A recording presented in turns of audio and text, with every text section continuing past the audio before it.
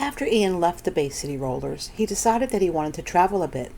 Because of his previous restrictions, where his life consisted of hotel rooms, recording studios, and concert halls, he did what any 18-year-old man would do and simply let himself live. He really didn't know what direction that he wanted to take at that point.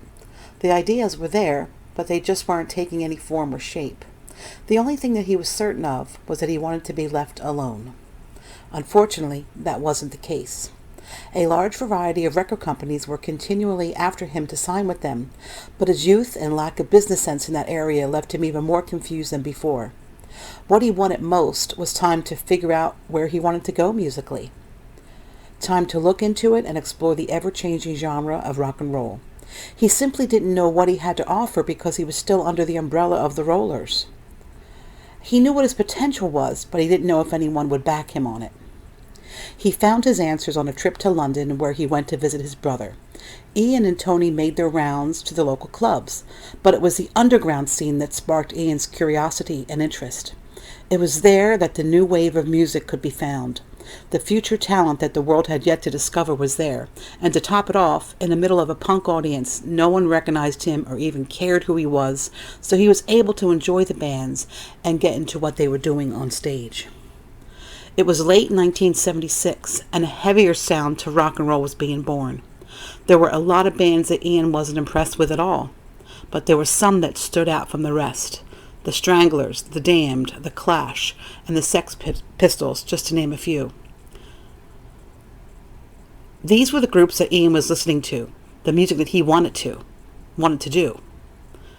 It was like a total rebellion against everything, and the major labels worried. They were still wrapped up in the lighter sound of the mid-70s and completely unprepared for the raw energy that was dominating London's underground. Because of his success with the Rollers, Ian began to feel the pressure from others in the music business. It didn't matter that he was part of a band with a string of hits in the past. Everyone was still looking over his shoulder, pushing him to see what he would do next. For a man in his late teens, it was an enormous amount of pressure. He was still very confused and wasn't sure what to do. Clinging to something familiar, Ian got in touch with the band members from his former group, the Young City Stars. They were still stuck in the top 20 scene doing exactly what Ian had predicted. They had entrenched themselves in the club circuit, playing the same cover songs that they were playing when Ian left, without any plausible ideas for change. That was where Ian came in. Ian had the ideas for a new look, a new sound. He simply needed the band to achieve them, and his former group was the answer. But instead of launching into their music, Ian and his old friends went up to London, where they housed themselves up in a hotel and did nothing but party for a few weeks. It was exactly the sort of release that Ian needed after so many months of captivity. To be free once more to enjoy life, his friends, his music was a gift from God for him. Unfortunately, the music industry had been watching in the hopes of garnering a new artist, a new group. But they were growing impatient with the free-for-all lifestyle that the group enveloped themselves in. Ironically, it was the same Radio 1 DJ, Peter Powell, who had first congratulated Ian on his introduction to the Bay City Rollers, that sought him out and took him aside to talk. He told Ian that word had gotten out in the business that the band was nothing but a joke. "I understand that you needed to have your fun, but it's over. It's time to get back to work." Ian listened carefully to what Peter had to say, and then took his advice. The first thing that Ian did was to contact Eric Faulkner to ask if he could rent his farmhouse, which had its own independent recording studio. They agreed on a price, then Tam Patton stepped back into the picture. He wanted to be involved with the band, but Ian was concerned about the whole situation. Tam already had the Bay City Rollers, which took up a lot of his time, and Ian wasn't sure if Tam would agree to the new direction he wanted to take with his music. But a deal was struck between them, even with Ian's doubts, and the band got down to some serious rehearsal. Things were going quite well for their group in the beginning, but Ian was still feeling constrained musically. He was wanting the group to lead the way into the new wave of music, the same sound from the London Underground. He could hear the music in his head. It was angry, it was beautiful, it was something that he really wanted to do, but his ideas were nixed. The other members of the group, now signed and established as Rosetta Stone with the record company, wanted to keep the light pop sound. Dissension was the key word in the ranks of the group. Everyone in the band and in the record industry thought that Rosetta Stone should be just like the Bay City Rollers. Even Damian McKee thought he was another Les McEwen, and Ian was sick of the whole scene. He was determined to break away from the teeny bop illusion and spread his wings doing his own brand of music. Continuing to search the clubs, Ian found many pioneers of the sound to come. He was overwhelmed and excited, but at the same time disheartened. I thought if only I had the courage to stand up and say, this is what I want to do, take it or leave it, that the record company might have listened to me, but I didn't. Even though Rosetta Stone had recorded and released several albums and had begun to make a name for themselves, Ian couldn't stand to be part of the sham any longer. Everyone in the group was satisfied with simply being a second-rate image of the Bay City Rollers. Ian had already been there, he had done that, and brought the t-shirt with the real Bay City Rollers, so he wasn't at all interested in going into the market that had already been won by them. He wanted to be the one to open up a new era of music. He had too many ideas of his own to be continually rehashing what had already been done, and it was because of that fact that Ian finally left the band. Dave D., who was the head of artist representation at Warner, Elektra, and Atlantic Records in London, signed Ian's new group with Lindsay Honey, John Jay, Nicky Diamond, and Paul Jackson under the name of the Ian Mitchell Band.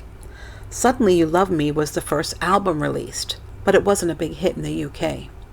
Germany released Lonely Nights from the album as a single, and the reaction was very good initially. Ian went on all the top 20 shows, both radio and television in Germany, but the single did not sell well. Then the album was picked up by Japan, and the sagging sales were turned around. They released Lonely Nights, backed with Suddenly You Love Me, and with the support of his Japanese fans, Suddenly You Love Me earned him a silver record. I am truly indebted to the Japanese. If it hadn't been for Japan accepting the album, I'm not too sure how things would have turned out. Still, Ian couldn't figure out what was wrong with the album, aside from the fact that it was, again, catering to a market that the record company still believed existed. To be fair to the record company, I don't blame them for dropping me, since I didn't have anything new to offer. By that time, the teeny bop craze was over, and the teen magazines had stopped using my picture. Things had to change. It was Atlantic Records that decided to give Ian another chance, and he ran with it. With the help of Alan Blakely, who produced the album, and John Jay, who played bass in the band, Gone Crazy was born. Ian felt quite lucky to have gotten the album released. It was experimental. It was different. It was something totally out of the norm for him, and the live track from the album gave testimony to his energy and enthusiasm for that brand of music. But Warner Brothers in the UK wouldn't have it, and dropped Ian from their lineup like a hot potato. Instead, Warner Pioneer in Germany picked up the album, as well as in Germany, Australia, and Canada. The album wasn't a huge success, never making it into the charts, and Ian was quite disappointed with the sales, but it was the reviews that were staggering. For the first time, it wasn't the teeny bop magazines who were approaching Ian, which was the case in the past, but reporters from respected music magazines. They were telling him that they had never expected anything like that from him, and that they didn't know he was capable of music like that. It was quality music, and Ian was honored with their praise. Nothing had been released like that before, and their reaction to it was a big compliment for me. Now things were moving in a direction that Ian was happy with. Paul Jackson and Nicky Diamond were replaced with singer-composer Lee Hart and the former drummer from Generation X, Kim Wiley. Then the Ian Mitchell Band made a transformation into glam, renaming the group La Rocks. Ian finally felt like he was where he wanted to be. It was another stage up the ladder for him, with a heavy metal type sound, and Lee Hart became a major asset to the band because of his songwriting talent. The man was absolutely brilliant when it came to composing the music for La Rocks. In fact, at one point, almost half of the songs that La Rocks used during our set were written by Lee. Girl, with Phil Collen, currently with Def Leppard, and Phil Lewis, who is currently with LA Guns, was playing at the world-famous Marquee Club in London around the same time as La Rocks, and the stage was set. La Rocks and Girl were both party bands. Anyone that went to see them was getting more than just a great show. They were there to have fun. The gig was simply a formality that went on afterwards. La Rocks followed up with a tour of Northern Europe, Germany, and Japan, and they were having a great time until they met up with a group called Hanoi Rocks.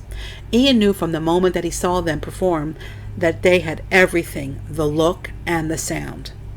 Mike Monroe, the lead singer for Hanoi Rocks, was an incredibly handsome man with the voice to match. And if that wasn't enough, he could stand up with the best of them on the alto saxophone.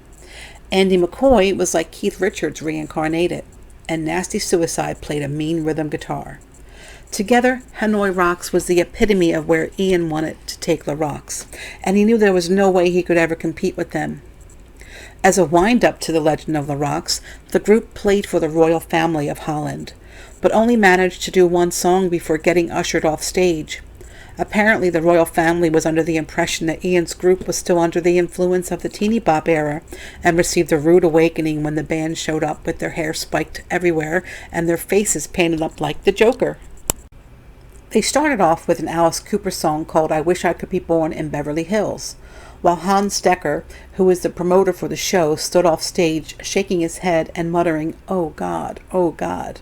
For some strange reason, the band wasn't asked back for a repeat performance. "I just couldn't understand it because queens usually like me," Ian stated. By this time, Hanoi Rocks had taken the glam scene by storm.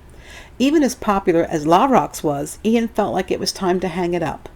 Hanoi Rocks was the glam band, and Ian wasn't one for settling for simply being a reflection of the best. Ian knew that he had paved the way for many glam bands in the business, and he was satisfied with that. It was time to move on.